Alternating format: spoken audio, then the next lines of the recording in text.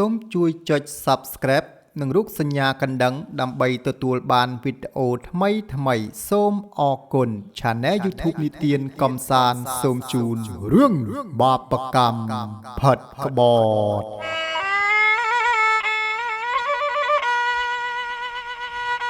កាលពីយូរលង់ណាស់មកហើយមានគ្រួសារតូចមួយរស់នៅយ៉ាងមានសុភមង្គលនិងសុខសាន្តជាមួយគ្នាប្តីឈ្មោះវីតូប្រពន្ធឈ្មោះសោភាគាត់ប្រកបមុខរបរជាអ្នករត់តាក់ស៊ីដ៏គួរឲ្យស្រឡាញ់និងឧស្សាហ៍ព្យាយាមចំណែកឯប្រពន្ធវិញជាមេផ្ទះដ៏ល្អរមែងមើលថែទាំផ្ទះសម្បែងមិនឲ្យទាស់ចិត្តប្តីឡើយជីវិតរបស់ពួកគេសាមញ្ញតែពោពេញដោយស្នាមញញឹមថ្ងៃមួយវីតូបានបើកឡានតាក់ស៊ីចេញទៅរកស៊ីដូចសពដងថ្ងៃនេះមេឃស្រឡះល្អតែសំណាងរបស់វីតូកាន់តែល្អជាងនេះទៅទៀតនៅពេលដែលគាត់បានជួបនឹងម៉ារីភ្ញៀវស្រីស្អាតម្នាក់នាងមានរូបសម្រស់ស្អាតសោភាកម្ររកបានចរិយាមយាទក៏ទន់ភ្លន់នាងបានមកម៉ៅឡានរបស់វីតូដើម្បីធ្វើដំណើរទៅកាន់ខេត្តដ៏ឆ្ងាយមួយពេញមួយថ្ងៃនៃការធ្វើដំណើរវីតូតែងតែលួចមើលនាងតាមកញ្ចក់មើលក្រោយជានិច្ចរាល់ពេលដែលភ្នែករបស់ពួកគេស្របគ្នាបេះដូងរបស់វីតូហាក់ដូចជាលោតខុសចង្វាក់សម្រស់ដ៏ទាក់ទាញរបស់នាងម៉ារីចិត្តរបស់វីតូចាប់ផ្ដើមគិតវង្វេងវង្វាន់អោព្រះអើយនាងពិតជាស្អាតគ្មានពីរមែនបើសិនជាខ្ញុំបាននាងមកធ្វើជាប្រពន្ធទី2ពិតជាសំណាងពេញមួយជីវិតហើយគំនិតលោភលន់ចង់បានស្រីស្អាតមករួមខ្នើយក៏ចាប់ផ្ដើមគ្របដណ្ដប់លើវីតូបន្តិចម្ដងរហូតធ្វើឲ្យគេភ្លេចអស់នៅសេចក្តីស្មោះត្រង់ចំពោះប្រពន្ធដើមដែលកំពុងរងចាំនៅឯផ្ទះដើម្បីតាក់ទាញបេះដូងស្រីស្អាតវីតូចាប់ផ្ដើមបបួលនាងជជែកលេងពួកគេទាំងពីរក៏និយាយសារសងគ្នាចែករំលែករឿងរ៉ាវក្នុងចិត្តទៅវិញទៅមកយ៉ាងផ្អែមល្ហែមកាយវិការដ៏រុះរាយនិងសម្ដីចាក់ទឹកមិនលិចរបស់វីតូបានធ្វើឲ្យនាងម៉ារីចាប់ផ្ដើមមានអារម្មណ៍កក់ក្ដៅនិងទុកចិត្តលើរូបគេយ៉ាងខ្លាំងឃើញឱកាសល្អមកដល់វីតូក៏សម្រេចចិត្តប្រើល្បិចបោកប្រាស់ក៏បានប្រើសម្ដីផ្អែមល្ហែមដើម្បីលួងលោមនាងម៉ារីថាវីតូការងាររត់តាក់ស៊ីនេះហត់បន្តិចហើយប្អូនស្រីតែធ្វើម៉េចបើខ្លួនមួយគ្មានអ្នកណាមកជួយមើលថែបេះដូងសោះនឹងនាងម៉ារីចុះបងប្រុសគ្មានគ្រួសារឬមនុស្សស្រីក្នុងចិត្តទេអីវីតូឆ្លើយទាំងញញឹមបិទមាត់មិនចិត្តអត់តន់មានទេប្អូនស្រីបងនៅកំឡោះចេះហ្មងណារាល់ថ្ងៃគិតតែខំរកលុយក្រែងបានជួបមនុស្សស្រីល្អម្នាក់មកគង់ប្រាថ្នារួមរស់ជាមួយគ្នាឮសម្ដីដ៏ផ្អែមល្ហែមនឹងការអះអាងថាខ្លួននៅលាវបែបនេះនាងម៉ារីដ៏ស្លូតត្រង់ក៏លងស្នេហ៍វីតូដកខ្លួនមិនរួចឡើយនាងម៉ារីជឿជាក់ទាំងស្រុងថាវីតូជាបុរសកំឡោះដ៏ល្អម្នាក់ដែលអាចការពារនិងផ្ដល់សេចក្តីស្រឡាញ់ពិតប្រាកដដល់នាងបានដោយមិនដឹងទាល់តែសោះថាខ្លួនឯងកំពុងតែដើរចូលក្នុងអន្ទាក់ស្នេហ៍បោកប្រាស់របស់បុរសដែលមានប្រពន្ធរួចទៅហើយនោះទេបន្ទាប់ពីបានលួចលាក់រួមរស់និងភូតភរកុហកនាងម៉ារីថារូបគេនៅកំឡោះរហូតបាននាងធ្វើជាប្រពន្ធចុងយ៉ាងត្រេកត្រអាលរួចមកវីតូក៏បានបើកឡានត្រឡប់មកផ្ទះវិញប៉ុន្តែទឹកមុខកាយវិការនិងកែវភ្នែករបស់គេមិនដូចមុនទៀតឡើយគេលែងសូវនិយាយស្ដីលែងសូវខ្វល់ខ្វាយពីប្រពន្ធគិតតែពីអោនមើលទូរស័ព្ទនិងផ្ញើសារទាំងញញឹមបិទមាត់មិនចិត្តស្ត្រីជាប្រពន្ធដើមដែលជាមនុស្សស្រីឆ្លាតនិងរមែងមើលថែប្តីដោយយកចិត្តទុកដាក់មិនមែនជាមនុស្សល្ងងនោះទេនាងចាប់ដើមកត់សម្គាល់ឃើញភាពមិនប្រក្រតីទាំងនេះសម្លៀកបំពាក់របស់ប្តីមានធំក្លិនទឹកអប់ស្រីប្លែកមុខវីតូចាប់ផ្ដើមលាក់ទូរស័ព្ទនិងបដូរលេខសម្ងាត់លុយកាក់ដែលរកបានលែងសូវឲ្យប្រពន្ធដូចមុនបងវីតូមួយរយៈនេះបងប្លែកណាស់តើបងមានអាចកំបាំងអ្វីលាក់ខ្ញុំមែនទេ នាងសួរដោយសំឡេងស្រទន់តែបេះដូងកំពុងតែញាប់ញ័រគ្មានរឿងអីទេកុំចេះតែគិតផ្ដេសផ្ដាសមនុស្សកំពុងហត់នឿយនឹងការងាររកស៊ីវីតូតបដោយសម្ដីកំហកមុននឹងដើរចេញទៅការសង្ស័យបានคล้ายជាភ្លើងដុតរំលាយចិត្តថ្ងៃមួយប្រពន្ធដើមបានសម្រេចចិត្តជួលម៉ូតូឌុបឲ្យតាមដានវីតូពីក្រោយជាការពិតណាស់ការពិតដ៏ជូរចត់បានលាតត្រដាងនៅចំពោះមុខនាងបានឃើញវីតូដើរបណ្ដើរគ្នាផ្អែមល្ហែមអោបចង្កេះស្រីស្អាតម្នាក់នោះចូលផ្ទះជួលមួយកន្លែងផ្ទៃមុខរបស់នាងហាក់ដូចជាបាក់ស្រុតចុះមកភ្លា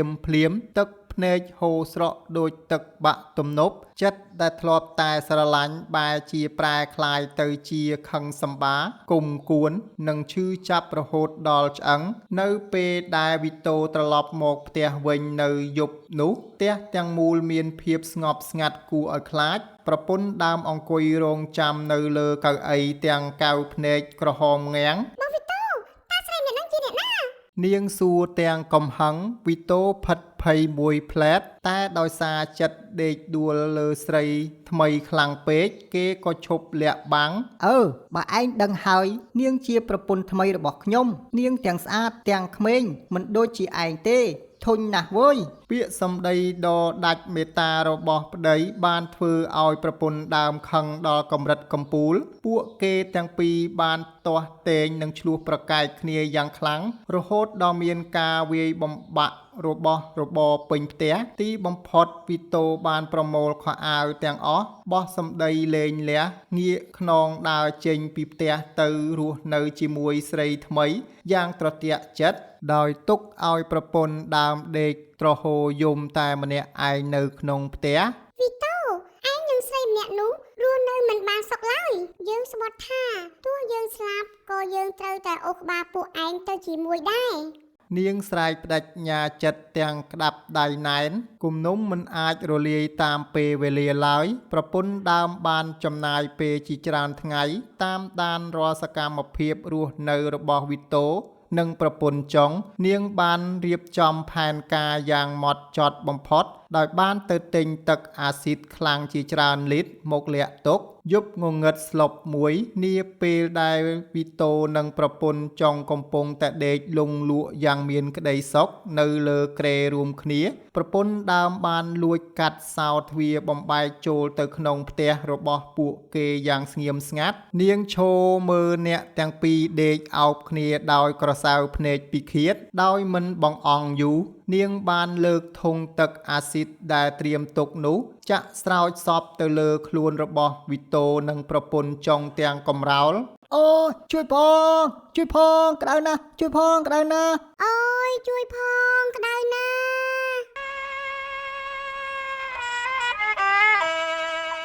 សំឡេងស្រែកដង្ហៅអង្វររោគជីវិតទាំងការឈឺចាប់ខ្លាំងបំផុតបានបន្លឺឡើងទឹកអាស៊ីតបានរំលាយសាច់ស្បែកមុខមាត់និងឆ្អឹងរបស់ពួកគេទាំងពីរភ្លាមវីតូនិងប្រពន្ធចុងរមូលខ្លួនដូចសត្វត្រូវភ្លើងស្រែករហូតដល់ដាច់ខ្យល់ស្លាប់ទាំងពីរនាក់នៅលើគ្រែភ្លាមនោះយ៉ាងអាណោចអាធមបំផុតចំណែកឯប្រពន្ធដើមវិញនាងសម្លឹងមើលលទ្ធផលទាំងសោចយ៉ាងឈួតវង្វេងរួចក៏លេបថ្នាំសម្លាប់ខ្លួនតាមក្រោយដើម្បីបញ្ចប់សាច់រឿងដ៏ជូរចត់នេះបន្ទាប់ពីដាច់ខ្យល់ស្លាប់ភ្លាមព្រលឹងរបស់វីតូនិងប្រពន្ធចុងត្រូវបានយមទូតចងក្បាលខ្សែអូសទាញព្រលឹងធ្លាក់ចុះទៅកាន់ឋាននរកលងបន្លាចដោយសំឡេងយំស្រែកនៃព្រលឹងដទៃទៀត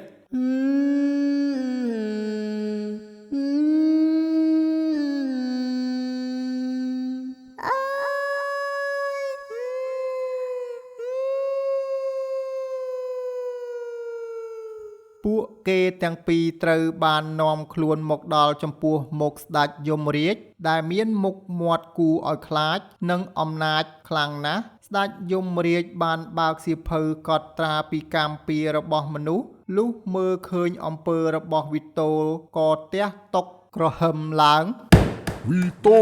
ឯងជាមនុស្សមានប្រពន្ធហើយហ៊ានកុហកបោកប្រាស់ស្រីស្លូតត្រង់ផិតក្បត់ប្រពន្ធដើមបំផ្លាញសុភមង្គលគ្រួសារបាបកម្មធ្ងន់ណាស់ចំណែកឯនាងជាប្រពន្ធចុងទោះដឹងក្តីមិនដឹងក្តីក៏ជាអ្នករួមចំណែកបង្កាត់ភ្លើងទុកដល់អ្នកដទៃដែរ ស្ដេចយមរាជក៏បានប្រកាសសាវក្រមកាត់ទោស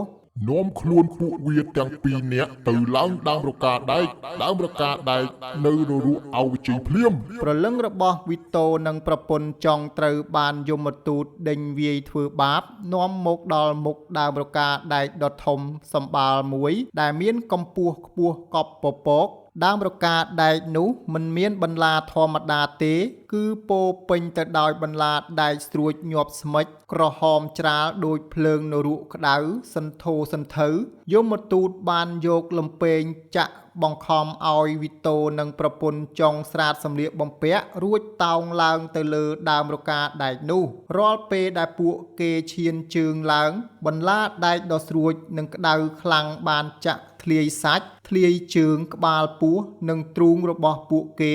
ឈាមហូរស្រោចដូចទឹកបាក់ទំនប់នៅខាងលើដើមរកាដែកមានសត្វថ្មាតនរកនិងសត្វក្អែកនរកចាំចឹកជញ្ជក់ភ្នែកនិងបេះដូងរបស់ពួកគេទាំងរស់នៅពេលដែលពួកគេទ្រាំមិនបានចង់រអិលធ្លាក់មកក្រោមក៏ត្រូវយមទូតយកលំពែងស្រួចចាំចាក់ពីខាងក្រោមបង្ខំឲ្យឡើងលើទៅវិញពួកគេទាំងពីរស្រែកយំអង្វរជួយផងខ្ញុំដឹងខុសហើយក្តៅណាស់ឈឺខ្លាំងណាស់ ជួយខ្ញុំផងខ្ញុំដឹងខុសហើយខ្ញុំក្តៅណាស់ ប៉ុន្តែគ្មានការលើកលែងទោសឡើយព្រលឹងរបស់ពួកគេត្រូវស្លាប់ហើយរស់ឡើងចុះដើមរកាដែកនោះរាប់ម៉ឺនដងរាប់ពាន់ឆ្នាំដើម្បីសងកម្មដែលបានធ្វើចំពោះប្រពន្ធដើមនិងការផិតក្បត់ចិត្តប្រពន្ធរឿងរ៉ាវនេះបានបន្សល់ទុកនៅតម្លៃអប់រំដ៏ជ្រាលជ្រៅថាអំពើផិតក្បត់និងការភូតភរកុហកតែងតែនាំមកនៅវិនាសកម្មនិងកម្មពៀរទាំងក្នុងជាតិភពនេះនិងជាតិភពខាងមុខយ៉ាងរន្ធត់បំផុត